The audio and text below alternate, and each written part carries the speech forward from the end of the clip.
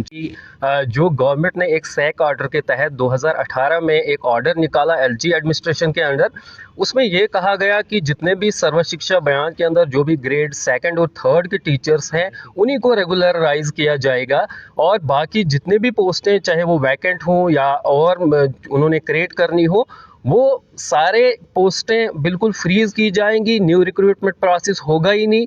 तो ये सरासर एक बेइंसाफ़ी है, क्योंकि आज अगर आप देखोगे हज़ारों लोग आपको मिलेंगे ऐसे जो प्रोफेशनल डिग्री होल्डर्स हैं। वो एक एक डिस्ट्रिक्ट में, मैं पूरे यूटी की बात नहीं कर रहा हूँ, हर एक डिस्ट्रिक्ट में इस वक्त बहुत ज़्यादा तादाद है प्रोफेशनल डिग्री होल्डर्स की, जिसमें एमएड है, बीएड है, पीएचडी होल्डर्स भी हमारे एरिया में बहुत ज़्यादा अब बढ़ गए हैं।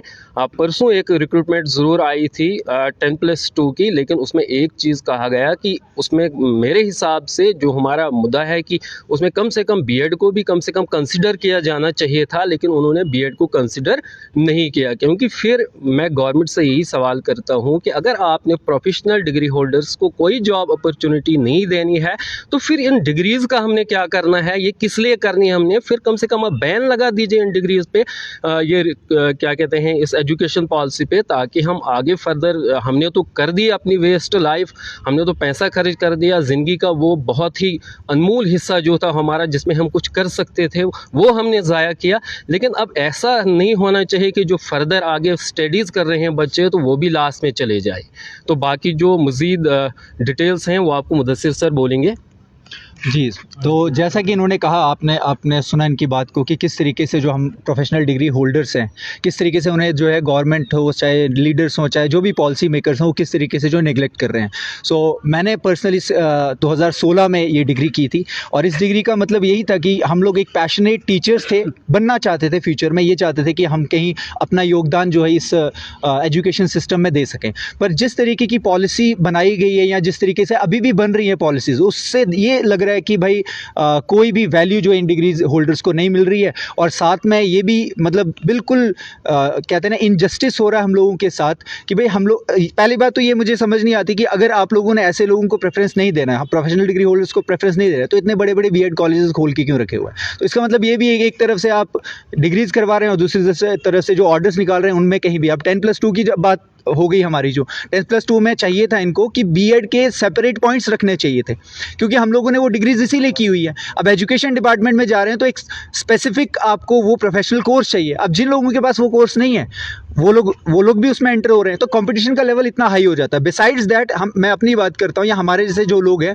We have gone through a lot of tough times. आप कोविड की बात कर लें, उससे पहले जो हमारे यहाँ पर जो पॉलिटिकल इंस्टेबिलिटी रही है उसकी आप बात कर लें, तो लगभग हमारे 5 से 6 साल जो पीक थे हमारे, जिस वक्त हम कहीं एडजस्ट हो सकते थे, वो सब वेस्ट हुए। गवर्नमेंट उसको भी कंसिडरेशन में नहीं ला रही है। तो मेरा बोलने का ये मकसद है कि शायद we are being push towards the wall, मतलब इस तरीके से हमें पुश किया जा रहा है कि हमारे पास पेन और जो कलम हमने संभालने की कोशिश की थी कि इससे बदलाव लाएंगे, ज़बरदस्ती हमारे हाथों में डंडे या तलवार या चाकू देने की कोशिश की जा रही है। तो बांग्लादेश का आपने हाल देखा किस तरीके से अपराइजिंग हुई। तो हम लोग नहीं चाहते कि हमारे state, already we have seen worst times, कि और ज़्यादा जो है मसला ख़राब हो। इसीलिए इस आप लोगों के थ्रू ये इनिशिएटिव ये जो आप लोगों ने लिया हमारी बात पहुंचाने का, तो ये बात जो भी एजुकेशन मिनिस्टर है हमारे, उन तक पहुंचे, हमारे लीडर ने उन तक पहुंचे, पॉलिसी मेकर्स तक पहुंचे, कि एटलीस्ट अगर इतने बड़े बड़े मसले हो रहे हैं, मैंने देखा, अफसोस भी होता है देखकर कि रेडी वालों के मसले, ऑटो वालों के मसले, हर किसी के मसलों के बारे में बात होती है,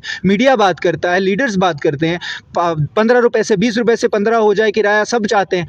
महंगाई के ऊपर कोई बात नहीं करता, बेरोजगारी के ऊपर कोई बात नहीं करता। हम लोग जो पढ़े लिखे लोग हैं, अब तो अपने आप को यूथ कहने में भी शर्म आती है, बाल दाढ़ी सब सफ़ेद हो रहे हैं हमारे। हम लोग, हमारा जो टाइम था, हम ओवर एज, मैक्सिमम पोस्ट के लिए हम ओवर एज हो चुके हैं। अब मुझे बताइए हमारी उसमें क्या गलती है? अगर 5 साल आप जो इंस्टेबिलिटी में बीते, जो आपकी पॉलिटिकल इंस्टेबिलिटी रही, जो आपके और मसले मसाइल रहे, कोविड रहा बीच में, हम उसमें कहाँ पे फॉल्ट में थे? और अगर हम फॉल्ट में नहीं है तो हमें उसका कंपेंसेशन मिलना चाहिए या नहीं मिलना चाहिए? और उसके अलावा जो नई नई पॉलिसीज़ ये तैयार कर रहे हैं, उस पॉलिसी में हमारा कहीं नाम ही नहीं, हमारा वजूद ही नहीं है, हमारी कोई आइडेंटिटी नहीं है, और हमें पता ही नहीं कि हम हैं कौन, हम जाएँ किधर।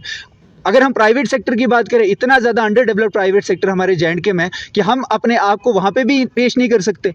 और अब आप मेंटली, अब मैं सच बात बताऊं कि मैं और मेरे जैसे कई सारे लोग हैं, they are being mentally harassed to that level कि वो अब एंग्जाइटी, डिप्रेशन, इन सब चीज़ों का शिकार हो रहे हैं और हमारे पास कोई ऑप्शन नहीं बचा हुआ है। रातों की नींदें हमारी जो है वो जा चुकी हैं। तो मैं हाथ जोड़कर और आप लोगों के थ्रू जो भी पॉलिसी मेकर्स उन तक ये रिक्वेस्ट करता हूं, उन तक ये बात पहुंचाने चाहता हूं कि प्लीज़ कंसीडर करें हमें, हमारी भी आइडेंटिटी, हम लोगों ने लाखों रुपए खर्च के डिग्रीज की हुई हैं। पर्सनली मैं एमकॉम करके हूं, साथ में मैंने बीएड किया हुआ है। ऐसे बहुत सारे लोग हैं जो पीएचडी होल्डर्स हैं, they are working as a contractual और 25,000 20,000 पे कॉलेज में काम कर रहे हैं या तो प्राइवेट स्कूलों में 15,000 12,000 पे काम कर रहे हैं। आप मुझे बताइए, एक लेबर जो, एक मजदूर जो है वो इस वक्त 1,000 रुपये दिन का कमा रहा है और एक प्राइवेट टीचर या प्राइवेट स्कूल में पढ़ाने वाला आदमी 500 रुपये दिन का नहीं कमा रहा है। आप मुझे बताइए, हम इस तरीके से हम अपनी फैमिलीज़ को कैसे सपोर्ट करेंगे? हमने आगे जाके क्या करना है, इसका जवाब कौन देगा? कौन एजुकेशन मिनिस्टर इसका जवाब दे सकते हैं? या जो सीएम अभी बने हुए वो इसका जवाब दे सकते हैं? या जो भी लीडर्स हैं, हर एक मुद्दे का जवाब वो दे रहे हैं, हमारे इन सवालों का जवाब कौन देगा? और हमें बताइए हम क्या करें इस चीज़ का, कहाँ हम जाएं? तो ये मेरी आप सब से गुजारिश है कि इस बात को प्लीज़, जो भी रूल इस वक्त चल रहा है हमारा, जो भी हमारा प्रशासन है, शासन है, जो भी लीडर्स हैं, उन तक हमारी बात, ये आवाज़ पहुंचाइए कि we are being totally neglected by the government and we need representation. हम लोगों की आवाज़ सुनिए और इसका कोई हल निकालिए। अगर हल नहीं निकला तो अफसोस के साथ यही कहना है, तो फिलहाल हम लोग बड़े ही फॉर्मल तरीके से आप तक ये बात पहुंचा रहे हैं। हर एक डिस्ट्रिक्ट से ये आवाज़ निकल रही है और कल को ये ना हो कि हम मजबूर हो जाएं कि हम सड़कों पे उतर आएँ, हम चक्का जाम कर रहे हैं, हम धरने पे बैठ जाएं, भूख हड़तालों पे बैठ जाएं। ये सब चीज़ों से क्या होगा कि एक स्टेट का जो वर्किंग का एक स्मूथनेस होती है वो ख़राब हो जाती है और हम ये नहीं चाहते। We are educated, we don't want this kind of interruption नहीं चाहते हम। इसीलिए हम बार बार आप लोगों के सामने आके यही बात कह रहे हैं कि हमारी आवाज़ को सुनिए, हमारी आवाज़ जो हमारे डिमांड्स हैं, जो जेन्युइन डिमांड्स हैं, उनके ऊपर एक्शन लीजिए, उनके ऊपर काम कीजिए। जो आप पॉलिसी ले रहे हैं उनमें हमें भी मद्देनज़र रखते हुए पॉलिसीज़ बनाइए। जो आप रेगुलराइजेशन कर रहे हैं, चाहे आप जो रिटायरमेंट्स होती हैं उसके बाद जो वैकेंसीज़ निकलती हैं उनको जो आप फिल कर रहे हैं, उसमें हमारा भी कहीं ना कहीं ख्याल रखें। आप 100% उन्हीं लोगों को मत एडजस्ट कीजिए, कुछ प्रोपोर्शंस रखिए। There are many states outside J&K जिन्होंने इस तरीके की पॉलिसीज़ बनाई हुई हैं जिसमें आपका अनएम्प्लॉयड यूथ भी एडजस्ट हो रहा है और जो ऑलरेडी लोग लगे हुए हैं उनको भी एडजस्ट कर रहे हैं। आप अगर टोटली 100% उन लोगों को एडजस्ट करेंगे, हमारा क्या? अब जिसकी उम्र 25 35 साल 36 साल 37 साल, those who are on the verge of over age हो रहे हैं हर पोस्ट के लिए। सेंट्रल लेवल की तो मैक्सिमम पोस्ट के लिए हम ओवर एज हो चुके हैं। अब स्टेट लेवल पे जो पोस्टें आ रही हैं, इस चीज़ के लिए हम विद इन 2 और 3 years will be over age हो जाएंगे हम। तो बताइए उसके बाद हमारा फ्यूचर क्या होगा? अगर हमारा फ्यूचर छोड़िए, हमारे बच्चों का क्या फ्यूचर होगा? Will we be able to provide them quality education? क्या हम उनको क्वालिटी एजुकेशन दे पाएंगे इस महंगाई के दौर पर? क्या हम अपने बच्चों को सही एजुकेशन दे पाएंगे? और फिर इस सोसाइटी में क्रिएशन होती है अनएम्प्लॉयड, और फिर ये these things are interrelated. आप क्राइम की बात कीजिए, आप पंगेबाजी की बात कीजिए। जब एक यूथ, अगर उसको रोजगार नहीं मिल रहा, अगर वो कहीं सही तरीके से अपना लाइवलीहुड नहीं कमा पा रहा है, तो उसने पंगेबाजी में इन्वॉल्व होना है, क्या करेगा? और वो आप फिर सोसाइटी में मिसक्रेंट्स क्रिएट होंगे और क्या होगा? So it's a kind request, एक हम्बल रिक्वेस्ट है हम सब की तरफ से, एडमिनिस्ट्रेशन को, लीडर्स को, पॉलिसी मेकर्स को, प्लीज़ पॉलिसी मेकिंग के दौरान हम जैसे लोगों का, those who have suffered a lot because of instability, उनको ख्याल में रखें और पॉलिसीज बनाएं। Thank you so much.